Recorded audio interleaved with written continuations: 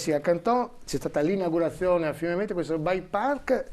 Può spiegare di cosa si tratta? Sì, direttore, è un percorso, ne abbiamo parlato qui anche in altre Certo. occasioni nel percorso, no, di realizzazione. È un percorso di ciclocross realizzato all'interno di un'area, il percorso Vita, nella zona del campo sportivo di Fiume Veneto. E domenica, in occasione di una gara di giovanissimi, circa 120 ragazzi che hanno gareggiato con l'organizzazione sempre impeccabile del gruppo ciclistico Bannia, c'è stata appunto l'inaugurazione del bike park e l'aspetto credo più bello e anche più emozionante, non tanto l'inaugurazione in sé, ma l'intitolazione di questo bike park. Infatti, su proposta che abbiamo colto subito del gruppo ciclistico Bannia, è stato intitolato a Eligio Borlina.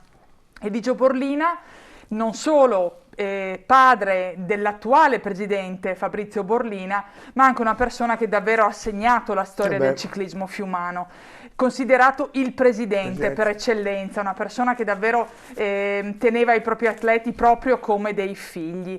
E l'aspetto, dicevo, emozionante è il fatto che fosse una sorpresa per il figlio che allo scoprimento, insomma, della targa ha scoperto appunto che questo bike park era intitolato proprio al papà, quindi emozioni, lacrime, commozione come è giusto che sia, e non soltanto da parte del presidente, ma insomma un po' da parte di tutti i presenti, quindi un bel modo per inaugurare Io penso, questa penso bella che opera. ogni comunità debba ricordarsi, no, di queste persone e intitolargli anche una piccola via, un qualche cosa per dire comunque grazie anche a queste persone la comunità è cresciuta. Io la Assolutamente. vedo così.